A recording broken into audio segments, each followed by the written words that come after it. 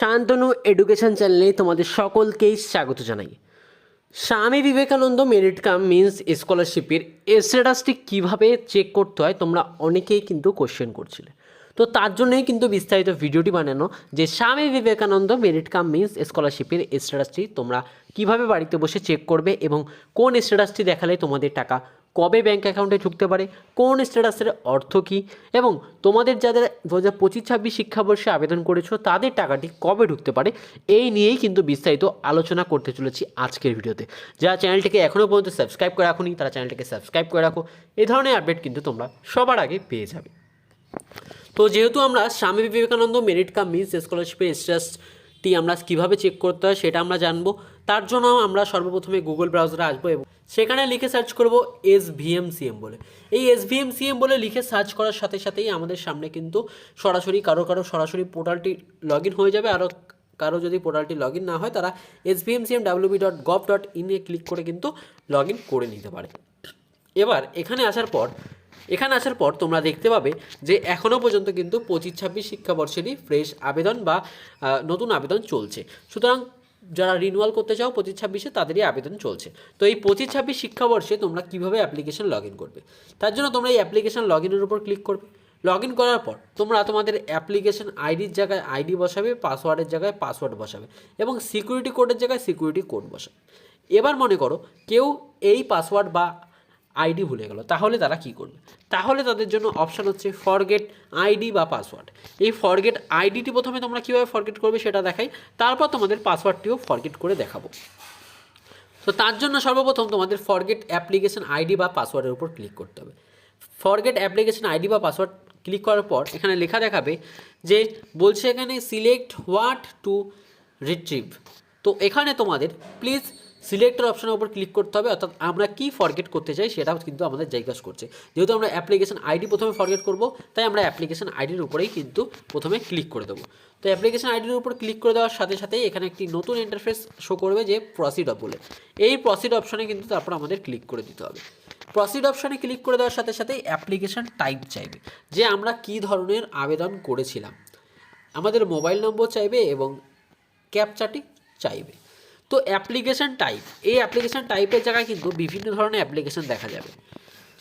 যেমন তোমাদের প্রথমে দেখা যাবে যে ফ্রেশ অ্যাপ্লিকেশন, অর্থাৎ নতুন যারা আবেদন করছে, কন্যাশ্রী বা K3 application, renewal SVMCM K3 applicant, আর MPhil non NET LS research fellow.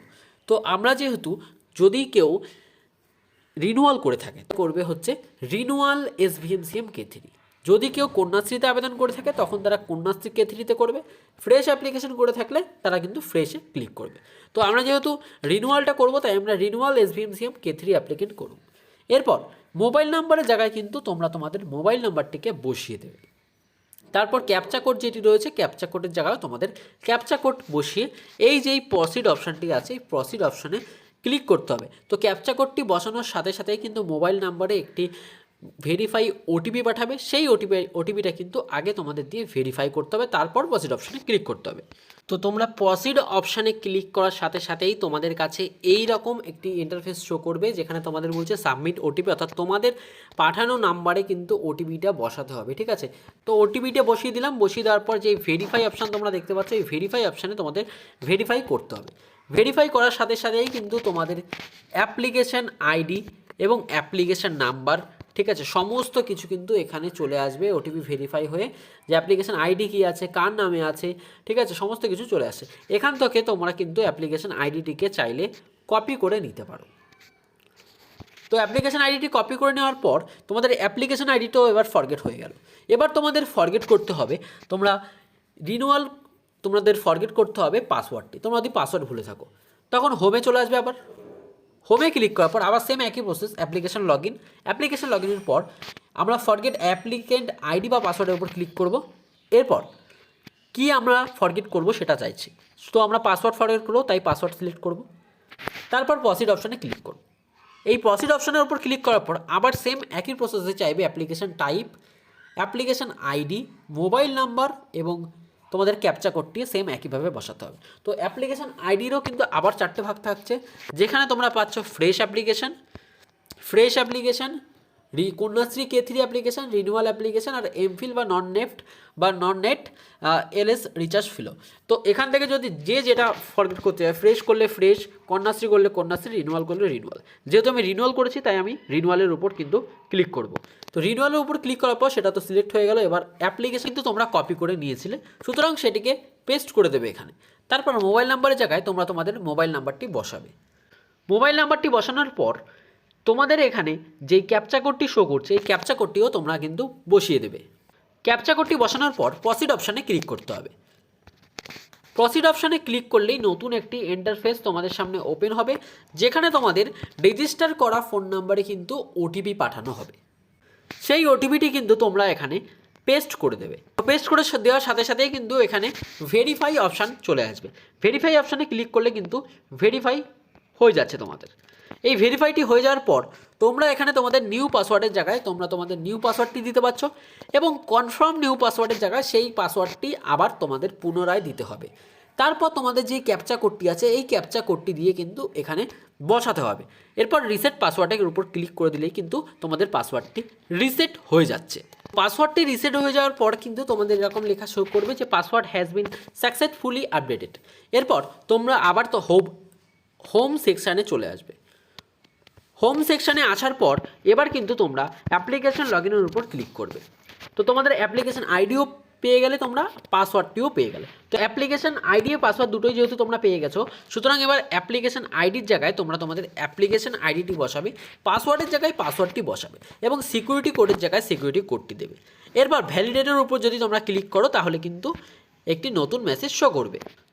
তো এই ভ্যালিডেট অপশনের উপর ক্লিক করার পর কিন্তু তোমাদের রেজিস্টার করা মোবাইল নাম্বারে একটি 6 সংখ্যার ওটিপি পাঠানো হবে। সেই ওটিপিটি এখানে বসিয়ে তারপর লগ ইন অপশানে ক্লিক করে দিতে হবে। তো তারপর তোমরা লগ ইন করে দেবে। তো তাহলে লগ ইন করার সাথে সাথেই কিন্তু তোমাদের অ্যাপ্লিকেশানটি শো করছে, এবং দেখতে পাচ্ছ যেই অ্যাপ্লিকেশানটি আমি লগ ইন করলাম সেখানে তোমরা দেখতে পাচ্ছ যে অ্যাপ্লিকেশান স্যাংশন হয়ে পড়ে রয়েছে। ঠিক আছে, এটি কিন্তু গত 2024 সালের স্ট্যাটাস, যেটি স্যাংশন হয়ে পড়ে রয়েছে, কিছুদিনের মধ্যেই টাকা ঢুকবে এমনটা দেখাচ্ছে। ঠিক আছে, তো এই স্ট্যাটাসটি তোমরা কিন্তু এইভাবে তোমরা দেখতে পারবে। এবার তোমাদের মনে প্রশ্ন আসছে যে কোন স্ট্যাটাস থাকলে আমরা খুব শীঘ্রই টাকা পেতে পারি। তো তোমাদের যদি অ্যাপ্লিকেশন সাবমিটেড হয়ে থাকে তাহলে মনে করো এখনও তোমাদের টাকা পেতে অনেকটা সময় লাগতে চলেছে। যদি অ্যাপ্লিকেশন ফরওয়ার্ডেড বাই HY হয়ে থাকে তাহলে মানে ইনস্টিটিউট কিন্তু তোমাদের অ্যাপ্লিকেশনটিকে ফরওয়ার্ড করে দিয়েছে, এবং যদি তোমাদের অ্যাপ্লিকেশনটিকে দেখায় যে অ্যাপ্লিকেশন অ্যাপ্রুভ, তার মানে বিকাশ ভবন থেকে সেই ফরওয়ার্ডেড করা মেসেজটিকে তোমাদের কিন্তু অ্যাপ্রুভ করে দেওয়া হয়েছে, বা তোমাদের অ্যাপ্লিকেশনটিকে কিন্তু অ্যাপ্রুভ করে দেওয়া হয়েছে। এরপরেই কিন্তু পরের ধাপ যেইটি দেখাবে হচ্ছে অ্যাপ্লিকেশন স্যাংশন। যদি তোমাদের এরকম হয়ে থাকে এবং যদি দেখা যায় এরকম হয়ে রয়েছে, তাহলে কিন্তু তোমরা বুঝতে পারবে যে 1 সপ্তাহের মধ্যেই কিন্তু তোমাদের ব্যাঙ্ক অ্যাকাউন্টে টাকা ঢুকে যাবে। কিন্তু অনেকেরই এরকম হয়ে রয়েছে এখনও পর্যন্ত টাকা তারা পায়নি, 1 মাস হতে চললো। তাদের কাছে বলবো যে যেহেতু ফান্ড নেই তার জন্যই কিন্তু টাকাটি তাদের ছাড়া হয়নি, সুতরাং তারা কিছুদিন অপেক্ষা করো। তোমাদের টাকাটি খুবই গুরুত্বপূর্ণ এবং খুবই প্রয়োজনীয় পড়াশোনার ক্ষেত্রে, এটা জানি আমি। তো তোমরা অপেক্ষা করো, অবশ্যই তোমরা সমস্ত স্কলারশিপের টাকাগুলো পাবে। ভিডিওটি তোমাদের কেমন লাগলো তা অবশ্যই জানাবে। চ্যানেল নতুন হয়ে থাকলে চ্যানেলটিকে অবশ্যই সাবস্ক্রাইব করে রাখবে এ ধরনের আপডেট সবার আগে পাওয়ার জন্য।